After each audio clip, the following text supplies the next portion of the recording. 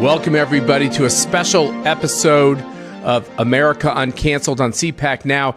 We've been reading a lot of interesting news overseas, and most in particularly what's going on in the United Kingdom with the strange political decision-making of Prime Minister Boris Johnson and the intrigue there. And we have a very special friend with us to discuss what's going on there. You can't think of anybody better than to talk about the political machinations of the UK than Nigel Farage, who, by the way, is going to be joining us at CPAC Texas in Dallas in August. My guess is he doesn't know what's going to happen between here and there, but he'll be talking about this topic. The father of Brexit, Nigel Farage, what is going on in your home country?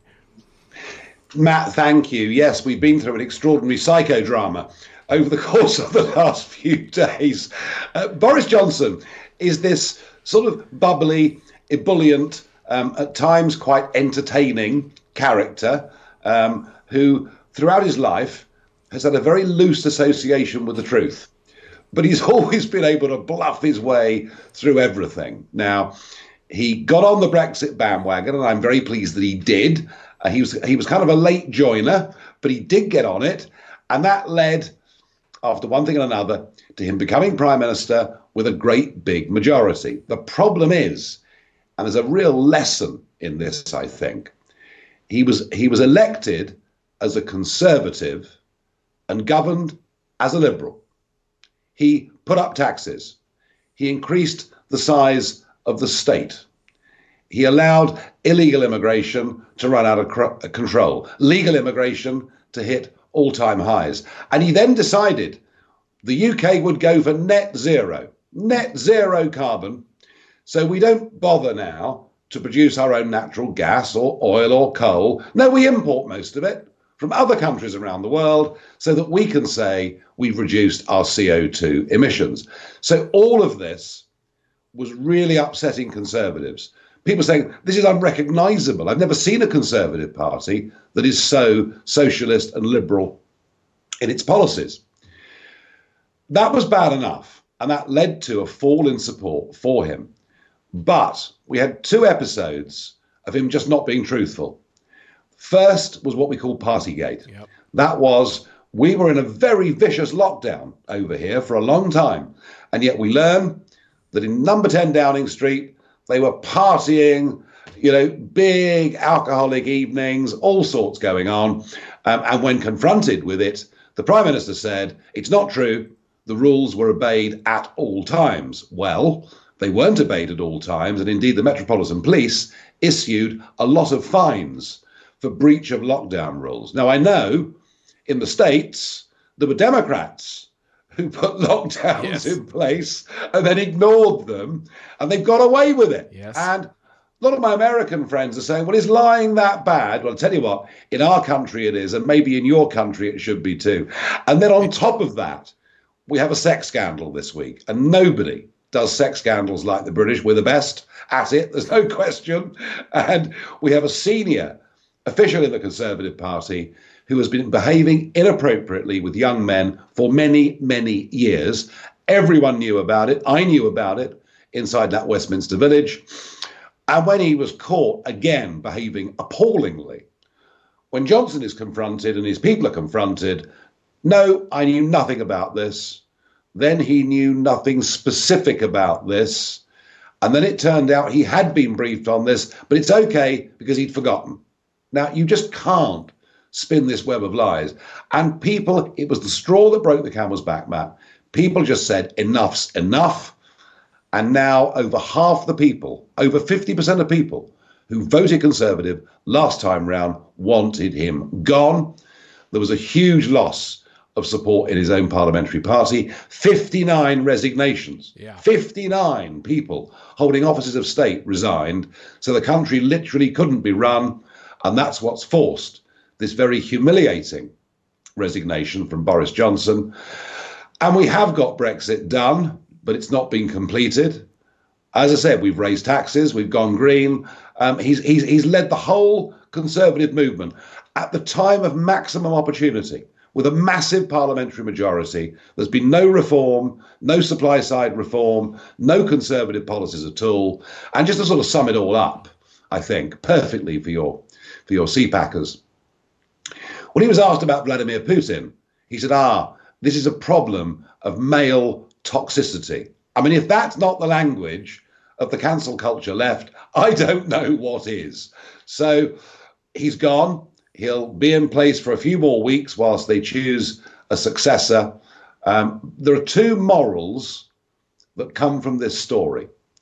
The first is that if conservative parties don't act in a conservative way, they lose support and lose elections. And I say that pointedly towards the rhino element that, of course, you have in the Republican Party. Do. Oh, you sure do. And the second lesson from this, and it's a wonderful lesson, not just for politics, not just for leadership, but for all of us in our lives, and it's something we should teach our kids from a very early age, is if you do wrong in life, when you're found out, the best thing you can do is to hold your hands up, confess what you've done, ask and beg for forgiveness and the opportunity to move on. And you know, humankind being what it is, we actually do find it in our hearts to forgive sinners that repent. But if we try to lie our way out of a problem when we've been caught, it just makes it worse and worse. What a great moral of the story that is. What a great lesson for all of us, I think, in our lives. I think that's right as well. And remember, our kids are watching, and character is not being perfect. Character is dealing with our imperfections. And it seems like the lesson here is for politicians, which is when they get disassociated or contrary to the base who elects them. And then it sounds like that's the right way to do it. Oh, I don't want to be too extreme. I'm going to play middle of the road. You better not have any scandals, because once you hit those scandals, your new friends will abandon you in a second. And then you don't have your old friends. My guess is for Boris Johnson, he's left with nobody supporting him. Oh, absolutely. I mean, you know, it is over. His political career is over. There is no way back for him. And he's just squandered, wasted this fantastic opportunity. This was a chance. I mean, the last time we had a Conservative majority this big was under Margaret Thatcher in 1987. And look what she did. Look at the amazing reforms. I mean, she modernised the UK from being the sick man of Europe into, you know, back to being a global voice. And Johnson had that chance and he blew it. It's very, very sad. My guess is you'll see him soon in America. He'll be on the after dinner speaking circuit. He is actually quite funny. I'll give him credit for that. He's quite funny. He's quite jolly.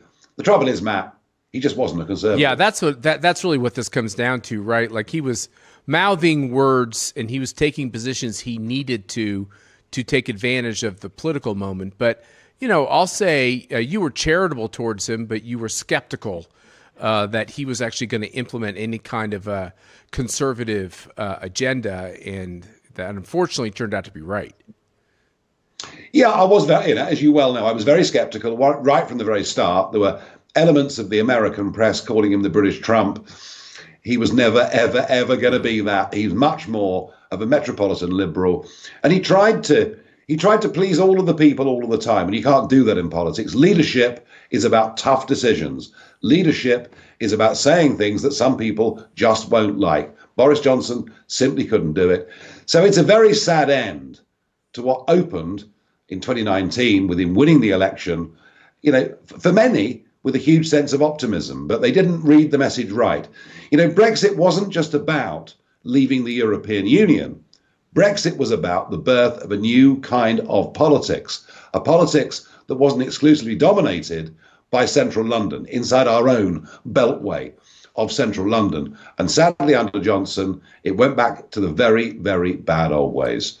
So we'll see what happens. And let's hope somebody emerges from the pack with genuine conservative ideas. So the other trend that I see in your home country is, you know, the lack of leadership, certainly from the Tory party. You've kind of gone through these prime ministers in a row.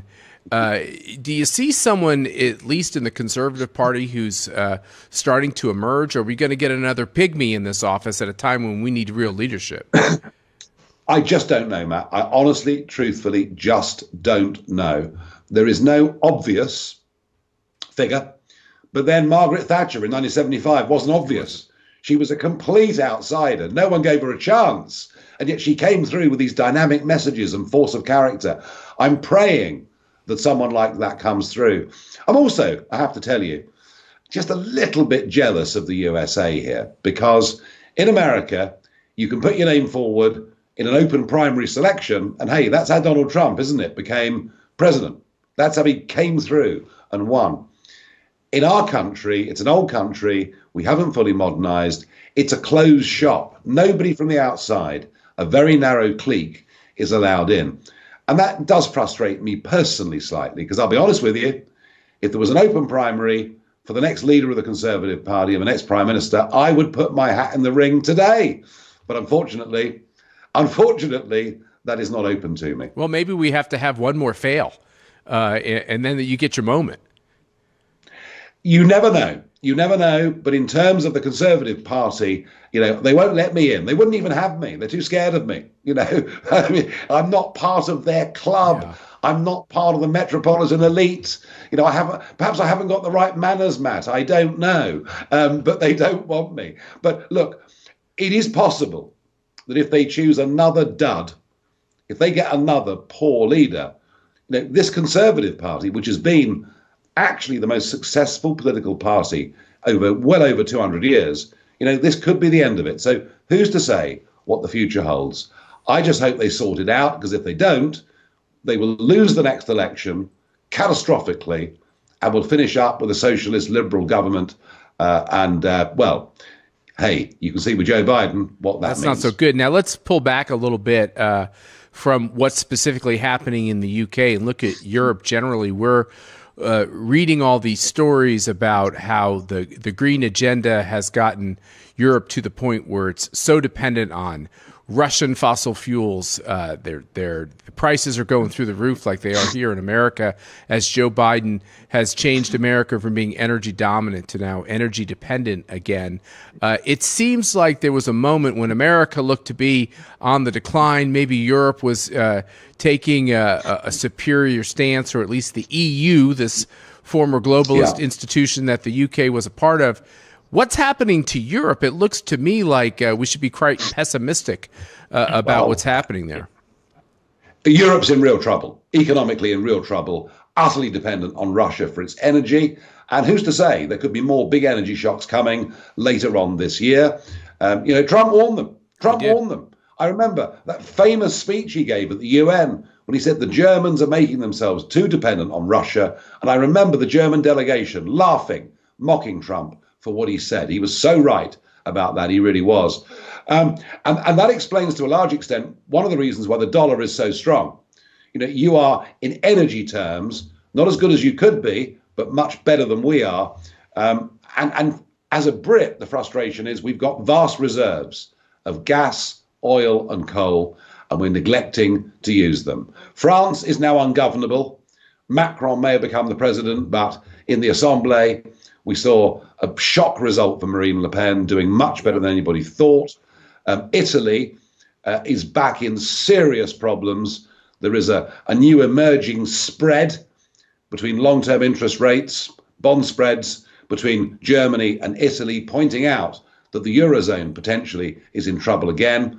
And I think the populist wave will come back to Europe very, very soon indeed. We had a CPAC in Budapest, Hungary. It was an amazing event. We had people there from all over Europe. And there was this conversation about nationalism, the idea of these individual nation states taking the lead, trying to find a way to be independent of these energy powers like Russia, and really pushing back on these globalist institutions.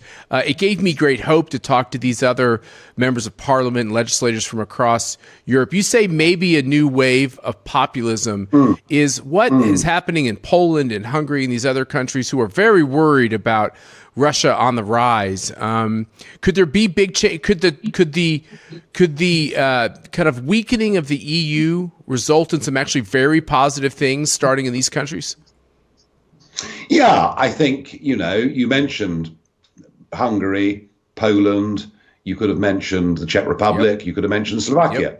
These are countries with a strong sense of national identity.